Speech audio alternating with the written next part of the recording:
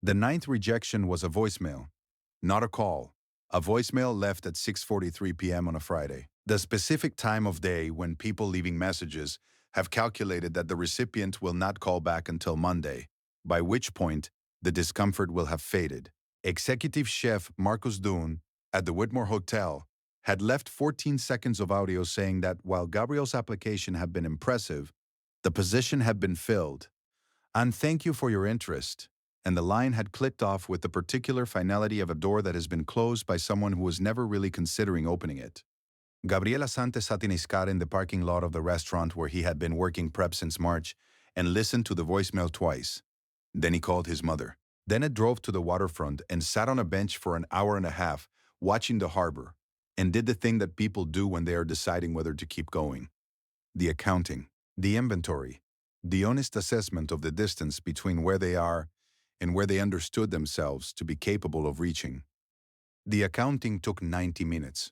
The answer it produced was the same answer it had produced after the second rejection and after the fifth, and after the seventh. He was going to keep going because the food was real and the skill was real, and the rejections were not a verdict on either of those things, even though they felt like one. A drove home. He pulled up the 10th application on his laptop. He submitted it at 10:58 p.m. on a Friday. Gabriel Asante was 31 years old, and he had been cooking since he was 8, and he had been serious about it since he was 14. When his grandmother Abena had said something to him in the kitchen of her house in Kumasi during the summer he spent there that had reoriented everything, she had been making kontomire stew, which she had been making for 40 years by then, and he had been watching her with the attention that was already beginning to be the attention of someone who understood that watching a person cook was watching them think.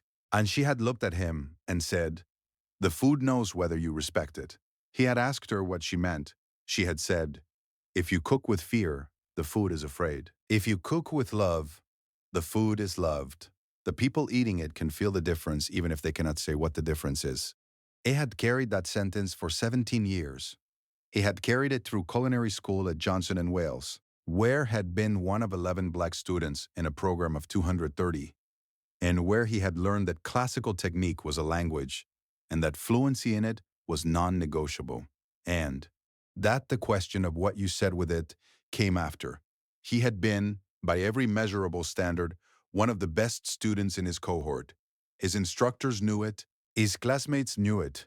The knowing had not always produced the warmth it should have, which was a separate lesson from the culinary one-on-one he had also absorbed. He had carried it through 3 years in kitchens that were formative. A French restaurant in Boston where he had worked the sauté station and learned that classical cooking was not intimidating if you respected it, and had not only read about it. A catering operation that had taught him volume cooking in a way that made everything afterward more efficient.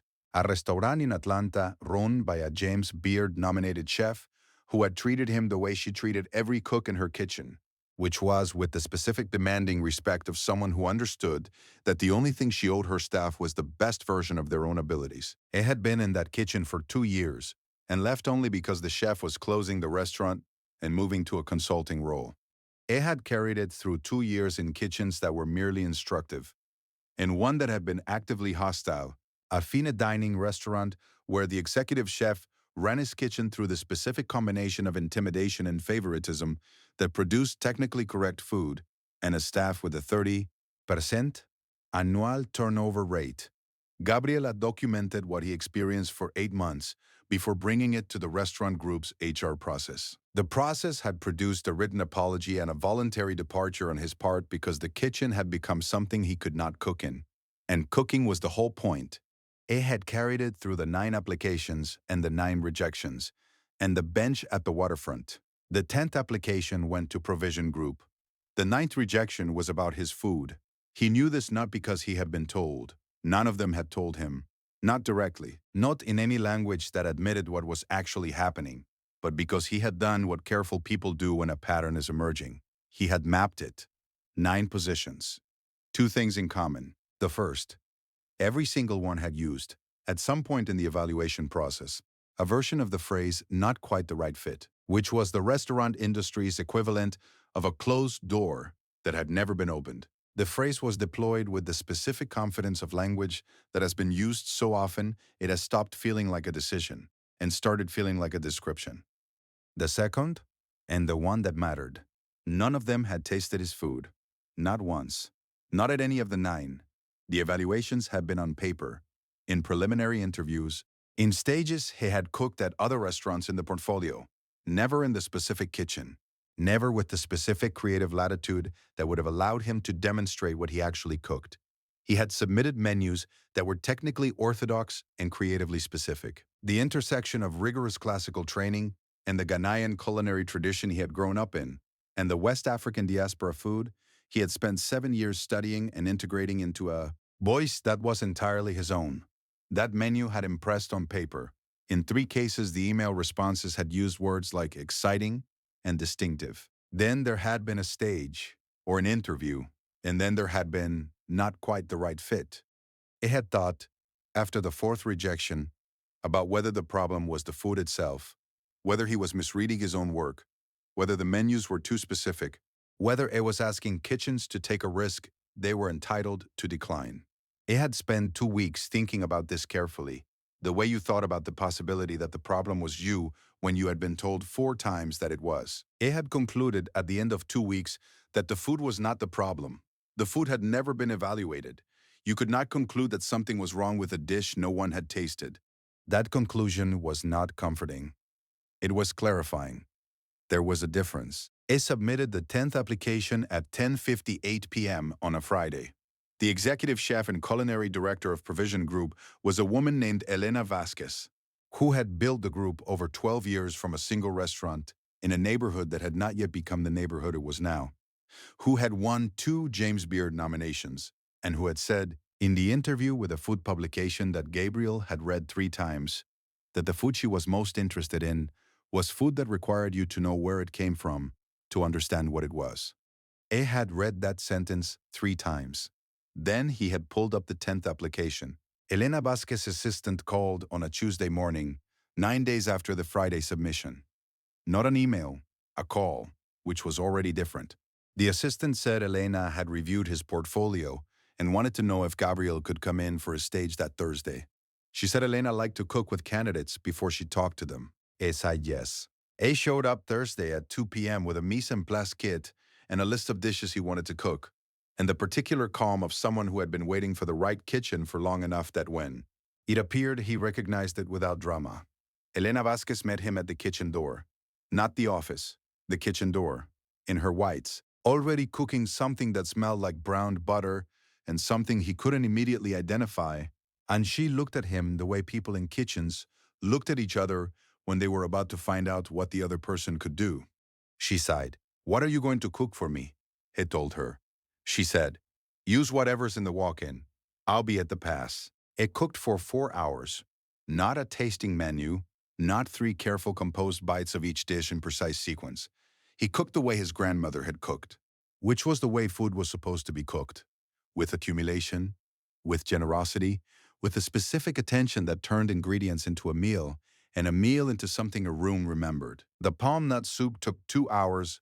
He had to substitute for the specific smoked fish his grandmother used. The walk-in didn't carry it. And they spent 12 minutes in the walk-in mapping what was available against what the soup needed, which was not the exact ingredient, but the function the ingredient served. And the substitution he found was a combination of 2 things that individually were wrong and together were right. This was the kind of discovery that happened when you cooked with enough knowledge to improvise, rather than enough fear to follow. Ande filed it in the same mental catalog where he kept everything that happened in a kitchen that he didn't want to forget. The Guljof rice required managing 4 pans simultaneously, the base, the tomato reduction at different stages, the rice itself, the heat management that would produce the sukaro without burning what was above it. He had made it 100 times. The 101st was as present as the first because this was Elena's kitchen, and Elena was at the pass, and the food was going to be right because it always had to be right, because it was the only version of cooking he knew. The lamb dish was the last, technically French in its construction, a braise that required 2 hours he didn't have, adapted into a method that compressed the time without compressing the depth. A technique he had worked out in his apartment kitchen over 3 evenings earlier that year, when he was developing the menu he hadn't yet found a kitchen for. West African and everything else. The spice profile, the aromatics, the way the sauce ate, the intersection that represented his entire project, the thing he had been building for 17 years. Elena tasted as he cooked. She didn't speak while she tasted. She made small sounds that he learned, over 4 hours, to read. This one meant interest. This one meant something was working.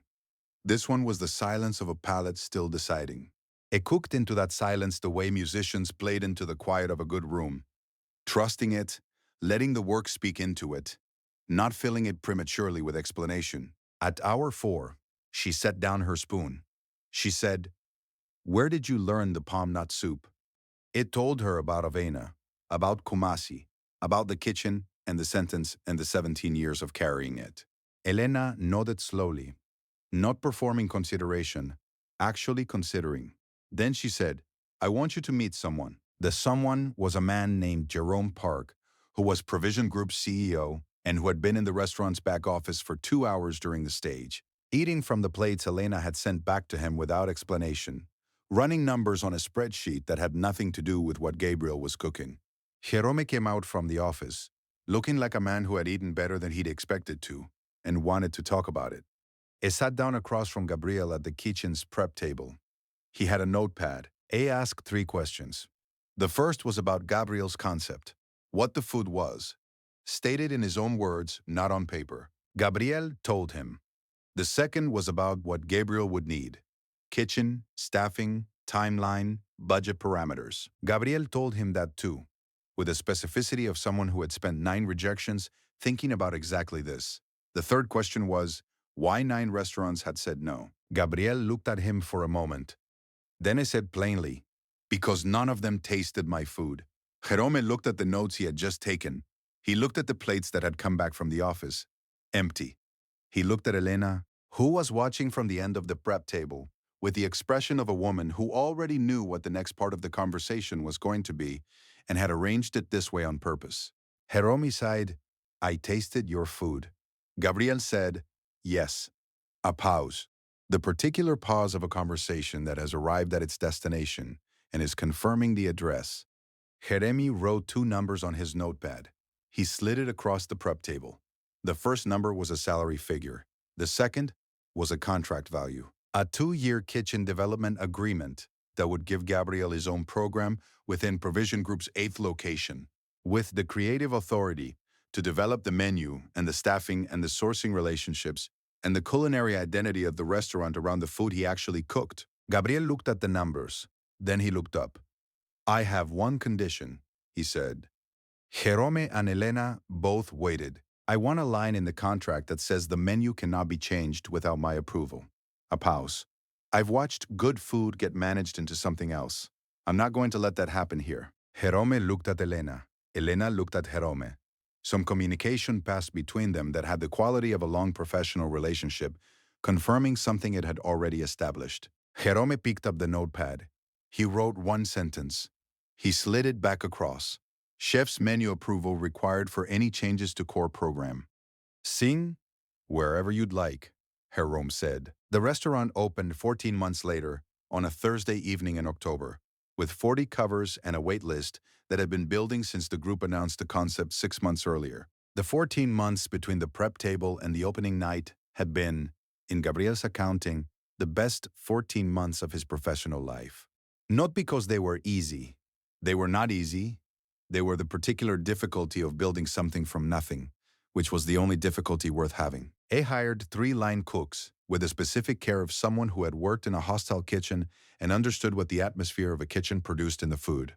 He sourced it for 3 months before he finalized the menu, because sourcing was the foundation and the foundation had to be right. He drove 4 hours one Saturday to meet the fish supplier whose smoked fish was what the palm nut soup had been waiting for, since the walk-in substitution showed him what the soup could be with the right ingredient behind it. He developed 16 dishes over 14 months and eliminated 9 of them, which was the ratio of development to final menu that serious cooking required and that restaurants run by people who did not cook enough rarely achieved. And named it Avenas, not as tribute, as origin, The name of the woman in the kitchen in Kumasi who had told him the food knew whether you respected it, whose sentence he had carried for 17 years through culinary school and hostile kitchens, and 9 rejections and a bench at the waterfront on a Friday night in September and a Thursday afternoon with 4 pans and a substitution that was better than what it replaced. The menu was his. Every dish. The palm nut soup was on it. Developed over 14 months from the walk-in version he had made for Elena, sourced now with the specific fish his grandmother used because he had spent 3 months finding the right supplier. The jollof rice with the socarro was on it, because every table deserved to fight over the crust. The lamb dish, French in construction, West African and everything else, was on it. Because the intersection was the whole point. Because his grandmother and his Johnson and Wales training were not contradictions to be resolved, but a language to be spoken whole. He called Abena on the morning of the opening.